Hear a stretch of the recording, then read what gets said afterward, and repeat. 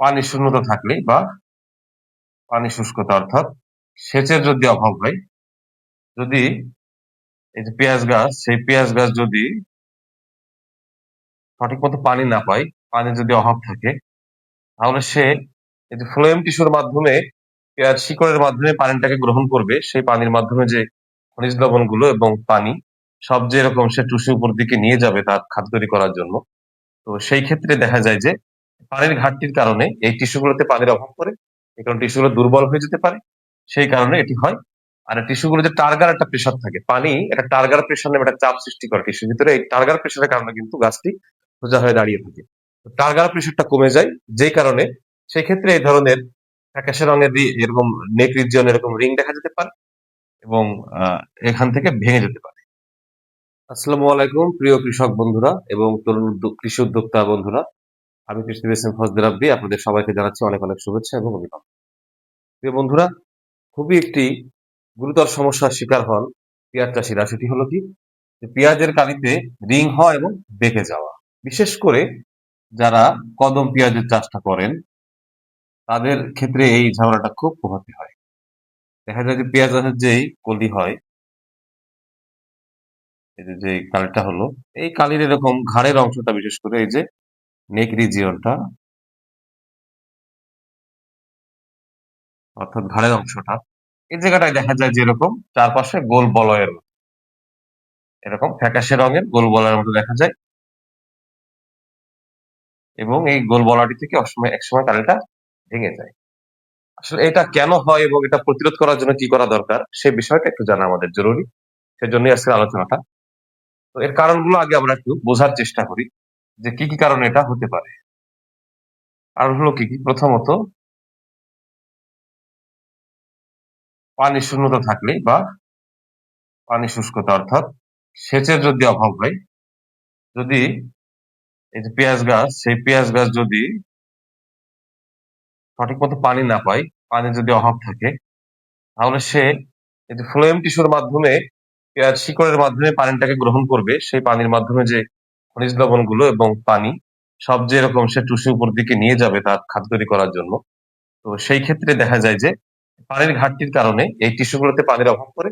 এই কারণে টিস্যুগুলো দুর্বল হয়ে যেতে পারে। সেই কারণে এটি হয়। আর টিস্যুগুলো যে টার্গার একটা প্রেশার থাকে, পানি একটা টার্গার প্রেশার নামে একটা চাপ সৃষ্টি করে টিস্যুর ভিতরে। এই টার্গার প্রেশারের কারণে কিন্তু গাছটি সোজা হয়ে দাঁড়িয়ে থাকে। তো টার্গার প্রেশারটা কমে যায়, যেই কারণে সেক্ষেত্রে এই ধরনের ফ্যাকাশে রঙের এরকম নেক রিজিয়ন এরকম রিং দেখা যেতে পারে এবং এখান থেকে ভেঙে যেতে পারে। এটা পানি শুষ্কতা একটা বিষয় হতে পারে। আরেকটি বিষয় হতে পারে, যদি আবার অতিরিক্ত পরিমাণে পানি থাকে বা অতিরিক্ত পরিমাণ পানি জমে থাকে। অতিরিক্ত পরিমাণ পানি জমা হলে কি হবে? তখন এই শিকড় এখানে বাতাস পাবে না। মাটির ভেতরে কিন্তু বাতাসও থাকে। যদি পানি জমে থাকে তাহলে শিকড় শ্বাস নেওয়ার জন্য বাতাসটা পাবে না। তখন শিকড় ঠিকমতো কাজ করতে পারবে না। সে কারণেও কিন্তু আবার এই একই ধরনের সমস্যা দেখা দিতে পারে। এইটা একটা প্রবলেম হয়। আরেকটা বড় সমস্যা হচ্ছে কি? নিউট্রিয়েন্টের সমস্যা মূলত। নিউট্রিয়েন্টের সমস্যাটাই বেশি পড়েন আপনারা যারা কদম চাষটা করেন, বিশেষ করে এই সময়টা এসে। কি নিউট্রিয়েন্ট? এর মধ্যে গুরুত্বপূর্ণ হলো ক্যালসিয়াম। এ সময়টায় এই ক্যালসিয়াম নিউট্রিয়েন্টটি সবচেয়ে বেশি একটা গুরুত্বপূর্ণ উপাদান হয়ে দাঁড়ায়। সেটা হলো কি? ক্যালসিয়ামটা সাধারণত আমরা জিপসাম সারের মাধ্যমে পাই। আমরা যে জিপসামটা প্রয়োগ করি, সেই জিপসাম সারটার মাধ্যমে কিন্তু আমরা ক্যালসিয়াম পাই। সাধারণত ক্যালসিয়ামের জন্য আলাদাভাবে স্প্রে করার মতো যে ক্যালসিয়াম নাইট্রেট সেটা প্রয়োজন, সেটা কিন্তু আমাদের দেশে পাওয়া যায় না। যে কারণে এই যেই সময়টায় এসে প্রবলেম গুলো হয়, সে সময় অন্যান্য মাইক্রোনিউট্রিয়েন্ট গুলো আমরা স্প্রের মাধ্যমে দিতে পারলেও ক্যালসিয়ামটা কিন্তু আমরা একমাত্র এই জিপসাম মাটিতে প্রয়োগ ছাড়া আমরা দিতে পারি না। তো জিপসামের একটা ঘাটতি থেকে যায়। অনেকে জিপসাম যাওয়ার পরও ক্যালসিয়ামের ঘাটতি হয়। কারণ কি? অন্যান্য উপাদানগুলো যদি একটু বেশি এভেলেবল হয়ে যায়, তখন কিন্তু আবার এই জিপসাম থেকে ক্যালসিয়ামটা এই গাছ নিতে পারে না। এই সমস্যাটা হতে পারে। আচ্ছা, আর কি নিউট্রিয়েন্টের সমস্যা দেখা যায়? সেটা হচ্ছে যে ক্যালসিয়ামের পাশাপাশি একটা বড় ধরনের সমস্যা দেখা যায় বোরনের অভাব। এই বোরনের অভাবটাও কিন্তু মানে বেশ বড় আকারে দায়ী এই ধরনের গাছ দুর্বল হয়ে যাওয়ার পিছনে। কারণ হচ্ছে গাছের যে সেল ওয়ালটা, মানে কোষের যেই দেওয়াল, যে কোষটা যে প্রাচীর দিয়ে তৈরি হয়, সেই প্রাচীরটা তৈরি করার ক্ষেত্রে একটি বড় ভূমিকা রাখে এই বোরন, খুব বড় ভূমিকা রাখে এই ক্যালসিয়াম, এবং এর পাশাপাশিও আরো কিছু গুরুত্বপূর্ণ ভূমিকা রাখে সিলিকন। সিলিকনটি গুরুত্বপূর্ণ ভূমিকা রাখে।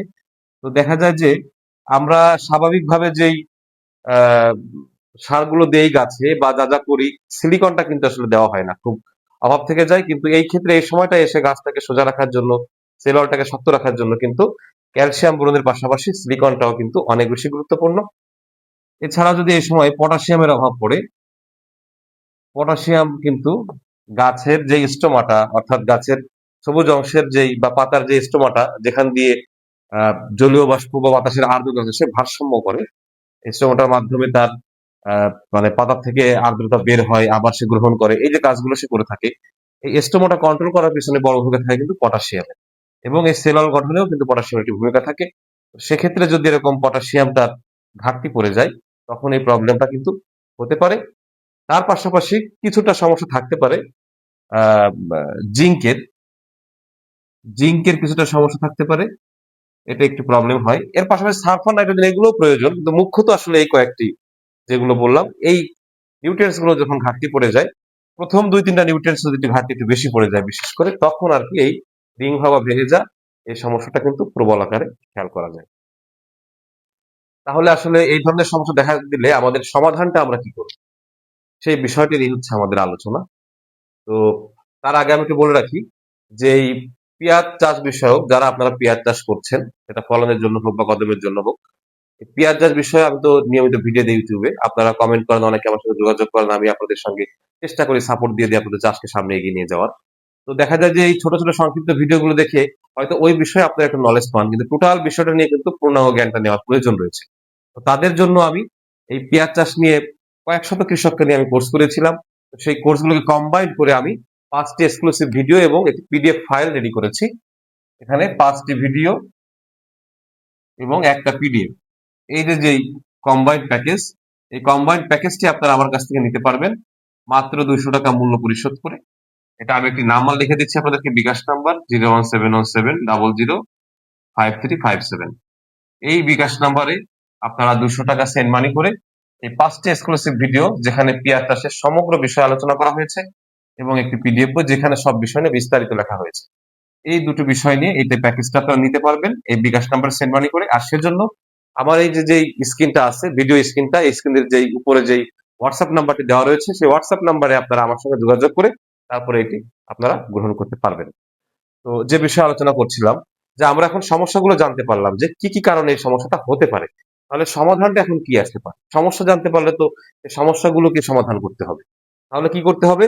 যে পানি শুষ্কতা এবং অতিরিক্ত পানি জমা, এই দুটির কোনোটি যেন না থাকে, এদিকে খেয়াল রাখতে হবে। অর্থাৎ শুষ্কতা যেন না থাকে, নিয়মিত সেচ দিতে হবে। আর অবশ্যই অতিরিক্ত পানি জমার যেন না থাকে, সে ব্যবস্থা রাখতে হবে। সঠিকভাবে বেড তৈরি করা থাকলে, সঠিকভাবে নালা কাটা থাকলে কিন্তু পানি জমে থাকার কথা না। তারপর যদি আপনাদের সমস্যা থাকে, সেটা আপনারা অবশ্যই সমাধান করে দিবেন। বেডটিকে ঠিক করে নিবেন, নালাগুলো ক্লিয়ার করে নিবেন। এইটা গেল একটা বিষয়। আর এই নিউট্রিয়েন্টের সমাধানটা আসলে আপনারা কিভাবে করবেন, সেটি হচ্ছে যে এই ক্যালসিয়ামের সমস্যাটা সমাধান করার জন্য আপনাদের আগে থেকে একটু খেয়াল রাখতে হবে, কারণ জিপসামটা সরাসরি স্প্রে করা যাবে না।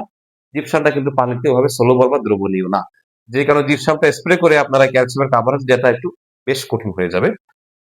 যে কারণে আপনারা চেষ্টা করবেন যে যখন আপনারা সেচ দিবেন বা এই কলি থাকাকালীন সময় বা তার আগে যখন সেচ দিবেন, সেচের সঙ্গে আপনারা জিপসাম যে পাউডার, সেটি আপনারা আহ, যে অনুপাতে আপনারা সাধারণভাবে প্রয়োগ করেন, সেটা আপনারা সেভাবেই প্রয়োগ করে দিবেন। সাধারণ দেখা যাচ্ছে যে বিঘা প্রতি আমরা যে সাধারণ ব্যবহার করি 20 থেকে 22 কেজি প্রতি বিঘায় আমরা ব্যবহার করি, সে তুলনায় তার চেয়ে একটু কমিয়ে দিবেন আপনারা, হয়তো 12-14 কেজি বা 15 কেজি, 50% থেকে একটু বেশি পরিমাণে বা 50%-এর মতো করে আপনারা জিপসামটা দিয়ে দিবেন। আর আসলে বিভিন্ন কোম্পানির তো বিভিন্ন জিপসাম রয়েছে, আপনারা মোড়কে নির্দিষ্টটা পড়বেন, স্বাভাবিক যেই দেওয়ার মাত্রাটা আছে তার চেয়ে আপনারা একটু কমিয়ে দিবেন জিপসামটা, প্রায় 50%-এর মতো দিলেই হবে আর কি, বা একটু কমালেও হবে। আর এই যে যেই বোরনটা, বোরনটা আপনাদের স্প্রে করে দিতে হবে এই সময়টায়। বোরনটা কতটুকু স্প্রে করবেন আপনারা? এই সময়টা কিন্তু বোরনের প্রয়োজন। সেজন্য আপনারা এই সময়টা 1.5 থেকে 2 গ্রাম পর্যন্ত বোরন আপনাদের স্প্রে করতে হবে। এই বোরনটা 1.5 থেকে 2 গ্রাম পার লিটার। এটা সিলিকনটার জন্য আপনারা কি করবেন? সিলিকনটার ক্ষেত্রে আপনারা যেটা পারেন সেটা হচ্ছে যে জিওলাইট। এখন এসিআই কোম্পানির একটা আছে, এসিআই সুপার সিলিকা। আমি একটা এক্সাম্পল দিলাম, অন্য কোম্পানি আপনারা খুঁজে দেখবেন, হয়তো বা পেয়ে যাবেন। এই এসিআই সুপার সিলিকাটা আপনারা দিতে পারেন। সেক্ষেত্রে আপনারা 3 থেকে 4 গ্রাম প্রতি লিটার, এই অনুপাতে আপনারা মিশাবেন। আচ্ছা, পটাশিয়ামটা অবশ্যই দিতে হবে। পটাশিয়ামটা আপনারা এখানে 3 গ্রাম পার লিটার এই অনুপাতে আপনারা পটাশিয়াম দিয়ে দিবেন। তো পটাশিয়াম আপনারা 5 গ্রাম পর্যন্ত দিতে পারেন। পটাশিয়াম দিলে উপকার আছে, ক্ষতি নেই। এটি আপনারা করতে পারেন। আর জিংকটা অল্প পরিমাণে 0.5 গ্রাম মানে 1/2 গ্রাম পার লিটার। এইভাবে আপনারা দিয়ে দিতে পারেন। আর যদি আপনারা মনে করেন যে ম্যাগনেসিয়ামের ঘাটতি কোনো কারণে আছে, তাহলে সেই ক্ষেত্রে আপনারা ম্যাগনেসিয়ামটা এটা 1.5 থেকে 2 গ্রাম প্রতি লিটার। আর যদি মনে করেন যে না ম্যাগনেসিয়ামটা দেওয়া হয়েছে রিসেন্টলি বা মাটির নিচে দেওয়া হয়েছে খুব তাড়াতাড়ি সময়, তাহলে আর ম্যাগনেসিয়াম দেওয়ার প্রয়োজন নেই। কিন্তু বাকি যেগুলা অর্থাৎ এই যে বোরন, সিলিকন, ক্যালসিয়ামের জন্য যে জিপসাম এবং তার পাশাপাশি পটাশিয়াম আর সীমিত জিঙ্ক এই যে 1/2 গ্রাম বা আরো কমও দিতে পারেন আপনারা 0.3 গ্রাম পার লিটার। জিঙ্ক বেশি দরকার নেই, অল্প দিয়ে হচ্ছে এই। জিঙ্ক সামান্য দিবেন আরকি। আর বাকিগুলো যে অনুপাতগুলো আমি লিখে দিলাম, সে অনুপাত যদি আপনারা একসাথে মিশিয়ে স্প্রে করে দেন, তাহলে অবশ্যই আপনারা নিশ্চিত থাকতে পারেন ইনশাআল্লাহ আল্লাহর রহমতে আপনার এই রিং এর সমস্যাটা থাকবে না। এবং পাশাপাশি যে এই যে কলি বাঁকিয়ে যাওয়া, এই যে কলি বেঁকে যায়, দেখা যায় যে কলি এরকম হয় এরকম বেঁকে গেল।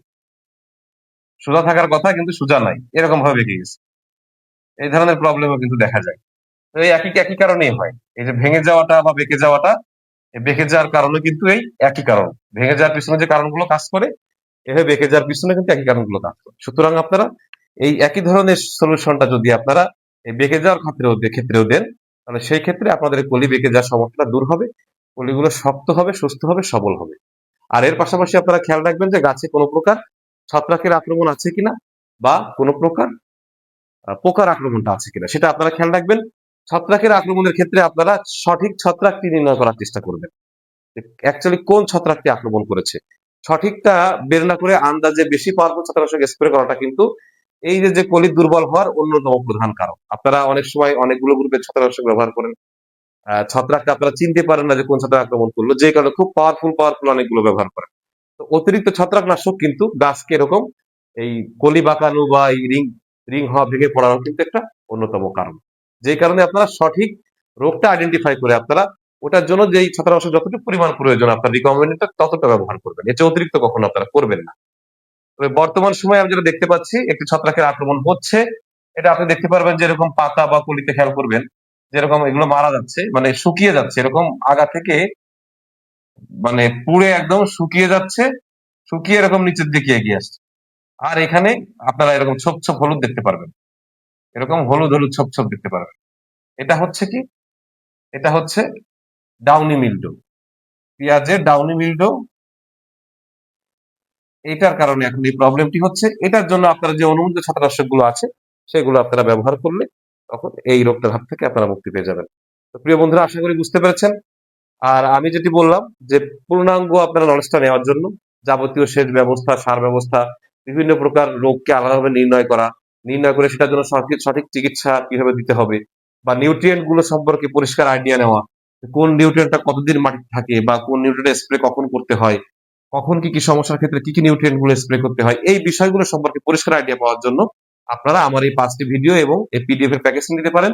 সেই ক্ষেত্রে আপনাদের একটা টোটাল ধারণা এই বিষয়ে একদম বিজ্ঞান ভিত্তিকভাবে চলে আসবে। তো প্রিয় বন্ধুরা আশা করি আপনারা বুঝতে পেরেছেন। যদি কোথাও বুঝতে সমস্যা হয় আপনারা কমেন্ট করবেন, আমি অবশ্যই রিপ্লাই দিব। আর আমার চ্যানেলের সঙ্গে থাকতে গেলে অবশ্যই চ্যানেলটি আপনারা সাবস্ক্রাইব করবেন। ভালো লাগলে অবশ্যই লাইক করবেন, কমেন্ট করবেন এবং শেয়ার করে সবার মধ্যে ছড়িয়ে দিবেন। আজকের মতো সবাই ভালো থাকবেন, সুস্থ থাকবেন, আমার জন্য দোয়া করবেন। আল্লাহ হাফিজ।